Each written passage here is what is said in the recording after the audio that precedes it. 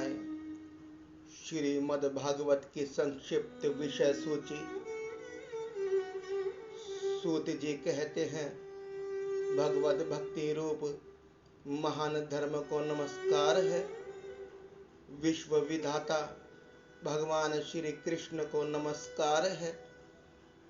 अब मैं ब्राह्मणों को नमस्कार करके श्रीमद् भागवत गोत्र सनातन धर्मों का संक्षिप्त विवरण सुनाता हूँ। शौनक आदि ऋषियों, आप लोगों ने मुझसे जो प्रश्न किया था उसके अनुसार मैंने भगवान विष्णु का यह अद्भुत चरित्र सुनाया। यह सभी मनुष्यों के श्रवण करने योग्य है। इस श्री मद् भागवत पुराण में सर्व पापहारी स्वयं भगवान श्री हरि का ही संकीर्तन हुआ है। वे ही सबके हृदय में विराजमान, सबकी इंद्रियों के स्वामी और प्रेमी भक्तों के जीवन धन है। इस श्रीमद् भागवत पुराण में परम रहस्य में अत्यंत गोपनीय ब्रह्म तत्व का वर्णन हुआ है।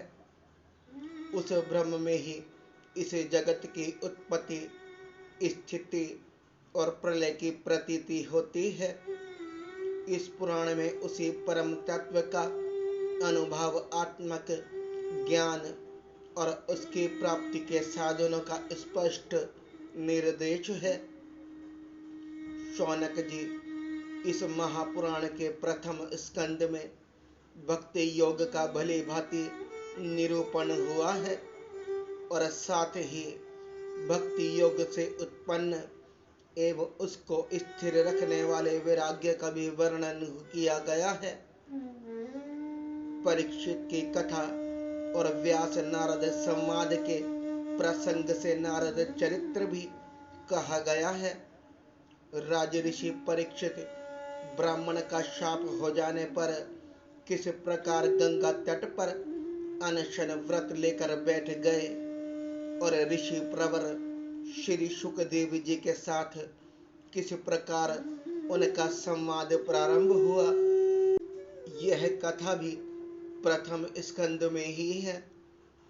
योग धारणा के द्वारा शरीर त्याग की विधि, ब्रह्मा और नारद का संवाद, अवतारों की संक्षिप्त चर्चा तथा महत्त्व आदि के कर्म से तीसरे स्कंद में पहले विदुर जी और उद्धव जी के, तदनंतर विदुर तथा मैत्रेय जी के समागम और संवाद का प्रसंग है। इसके पश्चात पुराण संहिता के विषय में प्रश्न है और फिर प्रलय काल में परमात्मा किस प्रकार स्थित रहते हैं इसका निरूपण है। गुणों के सोम से प्राकृतिक सृष्टि और महत्त्व आदि 7 प्रकृति विकृतियों के द्वारा कार्य सृष्टि का वर्णन है। इसके बाद ब्रह्मांड की उत्पत्ति और उससे विराट पुरुष की स्थिति का स्वरूप समझाया गया है। तदनंतर स्थूल और सूक्ष्म काल का स्वरूप, लोक पद की उत्पत्ति, प्रलय, समुद्र से पृथ्वी का उद्धार करते समय वारा भगवान के द्वारा हिरण्याक्ष का वध, देवता, पशु, पक्षी और मनुष्य की सृष्टि एवं रुद्रों की उत्पत्ति का प्रसंग है। इसके पश्चात उस अर्धनारी नर के स्वरूप का विवेचन है जिसे स्वयंभू मनु और स्त्रियों की अत्यंत उत्तम आदा प्रकृति शत्रुप का जन्म हुआ था। कर्दम प्रजापति का चरित्र, उनसे मनु पत्नियों का जन्म, महात्मा भगवान कपिल का अवतार और फिर कपिल देव तथा उनकी माता देवहूति के संवाद का प्रसंग आता है। चौथे स्कंद में मरीचि आदि 9 प्रजापतियों की उत्पत्ति, दक्ष यज्ञ का विध्वंस, राजऋषि ध्रुव एवं पृथु का चरित्र तथा प्राचीन बरही और नारद जी के संवाद का वर्णन है। 5वें स्कंद में प्रिय व्रत का उपाख्यान, नाभि, ऋषभ और भरत के चरित्र, द्वीप, वर्ष, समुद्र, पर्वत और नदियों का वर्णन, ज्योतिष चक्र के विस्तार एवं पाताल तथा नरकों की स्थिति का निरूपण हुआ है। शौनक आदि ऋषियों छठे स्कंद में ये विषय आए हैं। प्रचेताओं से दक्ष की उत्पत्ति, दक्ष पुत्रियों की संतान, देवता, असुर, मनुष्य, पशु, पर्वत और पक्षियों का जन्म कर्म, वत्रासुर की उत्पत्ति और उसकी परम गति। अब 7वें स्कंद के विषय बतलाए जाते हैं। इस स्कंद में मुख्यतः दैत्यराज हिरण्यकश्यप और हिरण्याक्ष के जन्म कर्म एवं दैत्य शिरोमणि महात्मा प्रहलाद के उत्कृष्ट चरित्र का निरूपण है।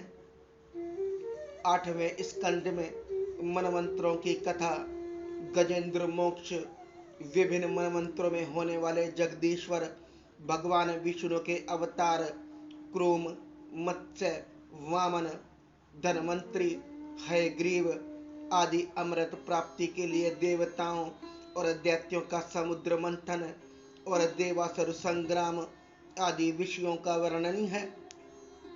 9वें स्कंद में मुख्यतः राजवंशों का वर्णन है। इक्ष्वाकु के जन्म कर्म, वंश का विस्तार, महात्मा सुध्रुम, इला एवं तारा के उपाख्यान, इन सब का वर्णन किया गया है। सूर्य वंश का वृत्तांत, शशाद और नर्ग आदि राजाओं का वर्णन, सुकन्या का चरित्र, शरियाती खटवांद, मानधाता सौबरी, सगर, बुद्धिमान, कुकुत्स और कौशलेंद्र भगवान राम के सर्व पापहारी चरित्र का वर्णन भी इसी स्कंद में है।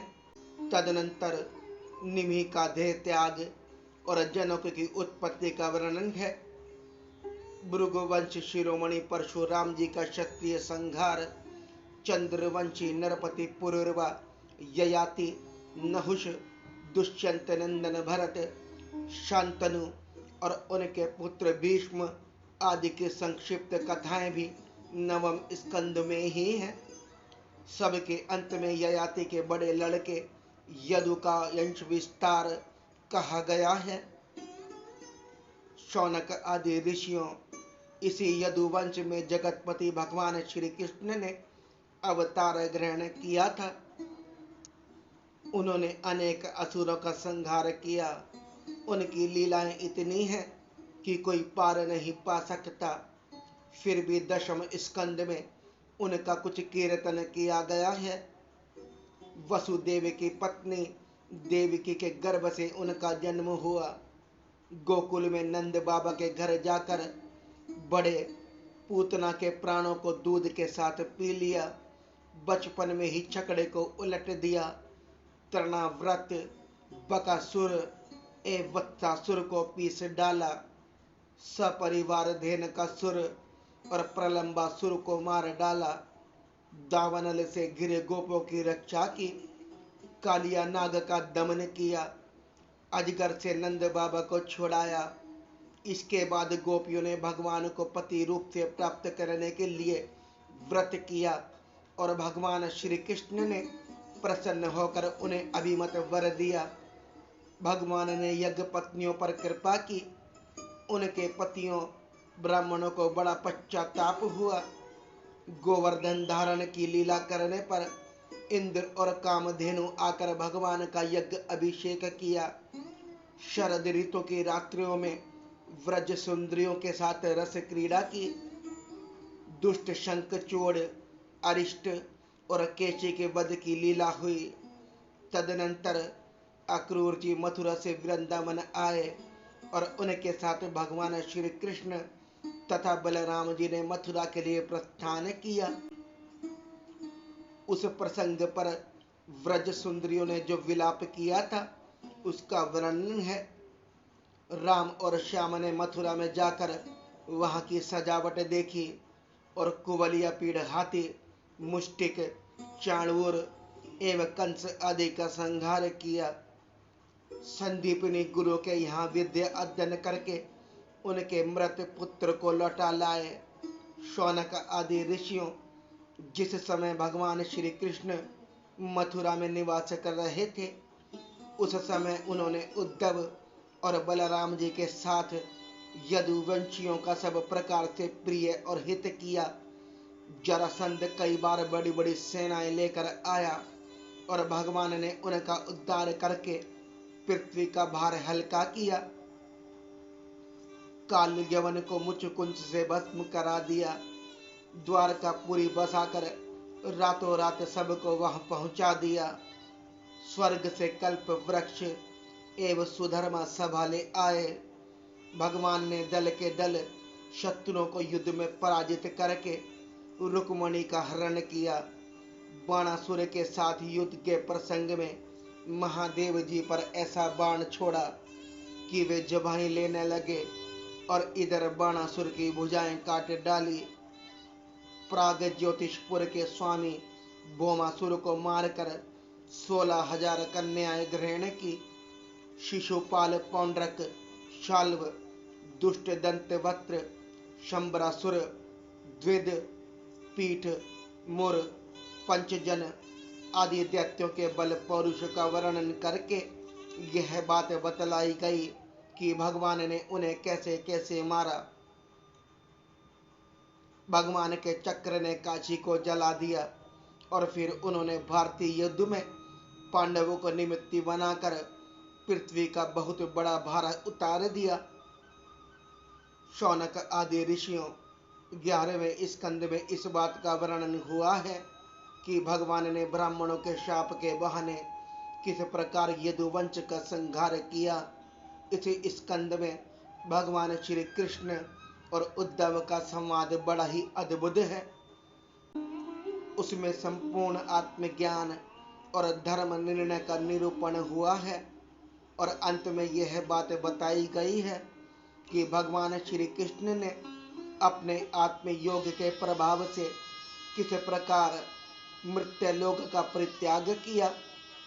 12वें स्कंद में विभिन्न युगों के लक्षण और उनमें रहने वाले लोगों के व्यवहार का वर्णन किया गया है तथा यह भी बतलाया गया है कि कलयुग में मनुष्य की गति विपरीत होती है।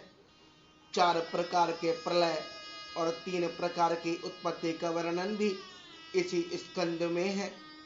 इसके बाद परम ज्ञानी राज ऋषि परीक्षित के शरीर त्याग की बात कही गई है। तदनंतर वेदों के शाखा विभाजन का प्रसंग आया है। मार्कंडे जी की सुंदर कथा, भगवान के अंग उपांग का स्वरूप कथन और सबके अंत में विश्व आत्मा भगवान सूर्य के गणों का वर्णन है। शौनक आदि ऋषियों, आप लोगों ने इस सत्संग के अवसर पर मुझसे जो कुछ पूछा था उसका वर्णन मैंने कर दिया। इसमें संदेह नहीं कि इस अवसर पर मैंने हर तरह से भगवान की ही लीला और उनके अवतार चरित्रों का ही कीर्तन किया है। जो मनुष्य गिरते पड़ते, फिसलते, दुख भोगते अथवा छींकते समय विवशता से भी ऊंचे स्वर से बोल उठता है, हरे नमः, वह सब पापों से मुक्त हो जाता है। यदि देश काल एवं वस्तु से अपरिच्छिन्न भगवान श्री कृष्ण के नाम, लीला, गुण आदि का संकीर्तन किया जाए अथवा उनके प्रभाव, महिमा आदि का श्रवण किया जाए तो वे स्वयं ही हृदय में आ विराजते हैं और श्रवण तथा कीर्तन करने वाले पुरुष के सारे दुख मिटा देते हैं। ठीक वैसे ही जैसे सूर्य अंधकार को और आंधी बादलों को तितर बितर कर देती है, जिस वाणी के द्वारा घट घटवासी अविनाशी भगवान के नाम, लीला, गुण आदि का उच्चारण नहीं होता, वह वाणी भावपूर्ण होने पर भी निरर्थक है, सारहीन है, सुंदर होने पर भी असुंदर है और उत्तम उत्तम विषयों का प्रतिपादन करने वाली होने पर भी असत्य कथा है। जो वाणी और वचन भगवान के गुणों से परिपूर्ण रहते हैं वे ही परम पावन हैं, वे ही मंगलमय हैं और वे ही परम सत्य हैं। जिस वचन के द्वारा भगवान के परम पवित्र यश का गान होता है, वही परम रमणीय, रुचिकर एवं प्रतिक्षण नया नया जान पड़ता है। उससे अनंत काल तक मन को परमानंद की अनुभूति होती रहती है। मनुष्यों का सारा शोक, चाहे वह समुद्र के समान लंबा और गहरा ही क्यों ना हो, उस वचन के प्रभाव से सदा के लिए सूख जाता है। जिस वाणी से चाहे वह रस, भाव, अलंकार आदि से युक्त ही क्यों ना हो, जगत को पवित्र करने वाले भगवान श्री कृष्ण के यश का कभी गान नहीं होता। वह तो कोह के लिए उच्छिष्ट फेंकने के स्थान के समान अत्यंत अपवित्र है। मानसरोवर निवासी हंस अथवा ब्रह्म धाम में विहार करने वाले भगवत चरणाविंद्र आश्रित परमहंस भक्त उसका कभी सेवन नहीं करते। निर्मल हृदय वाले साधु जन तो वही निवास करते हैं जहाँ भगवान रहते हैं। इसके विपरीत, जिसमें सुंदर रचना भी नहीं है और जो व्याकरण आदि की दृष्टि से दूषित शब्दों से युक्त भी है, परंतु जिसके प्रत्येक श्लोक में भगवान के सुयश सूचक नाम जड़े हुए हैं, वह वाणी लोगों के सारे पापों का नाश कर देती है। क्योंकि सत्य पुरुष ऐसी ही वाणी का श्रवण, गान और कीर्तन किया करते हैं। वह निर्मल ज्ञान भी जो मोक्ष की प्राप्ति का साक्षात साधन है, यदि भगवान की भक्ति से रहित हो तो उसकी उतनी शोभा नहीं होती। फिर जो कर्म भगवान को अर्पण नहीं किया गया है, वह चाहे कितना ही ऊंचा क्यों ना हो, सर्वदा अमंगल स्वरूप दुख देने वाला ही है। वह तो शोभन वर्णीय हो ही कैसे सकता है। वर्ण आश्रम के अनुकूल आचरण, तपस्या और अध्ययन आदि के लिए जो बहुत बड़ा परिश्रम किया जाता है, उसका फल है केवल यश अथवा लक्ष्मी की प्राप्ति। परंतु भगवान के गुण, लीला, नाम आदि का श्रवण, कीर्तन आदि तो उनके श्री चरण कमलों की अविचल स्मृति प्रदान करता है। भगवान श्री कृष्ण के चरण कमलों की अविचल स्मृति सारे पाप ताप और अमंगलों को नष्ट कर देती और परम शांति का विस्तार करती है। उसी के द्वारा अंतःकरण शुद्ध हो जाता है, भगवान की भक्ति प्राप्त होती है एवं पर वैराग्य से युक्त भगवान के स्वरूप का ज्ञान तथा अनुभव प्राप्त होता है। शौनक आदि ऋषियों, आप लोग बड़े भाग्यवान हैं, धन्य हैं, क्योंकि आप लोग बड़े प्रेम से निरंतर अपने हृदय में सर्व अंतर्यामी, सर्व आत्मा, सर्वशक्तिमान आदि देव, सबके आराध्य देव एवं स्वयं दूसरे आराध्य देव से रहित नारायण भगवान को स्थापित करके भजन करते रहते हैं।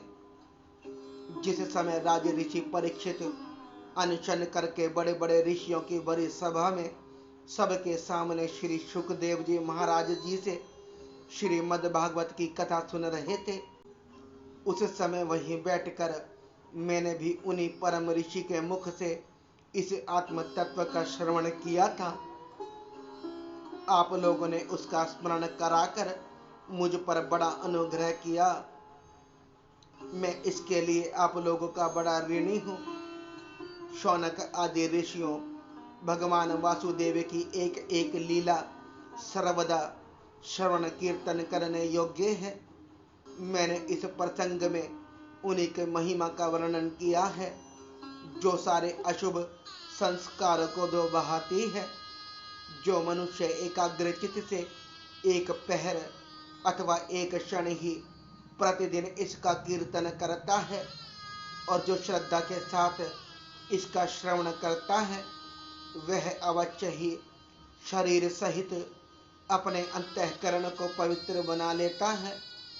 जो पुरुष द्वादशी अथवा एकादशी के दिन इसका श्रवण करता है, वह दीर्घ आयु हो जाता है, और जो संयम पूर्वक निराहार रहकर पाठ करता है, उसके पहले के पाप तो नष्ट हो ही जाते हैं, पाप की प्रवृत्ति भी नष्ट हो जाती है।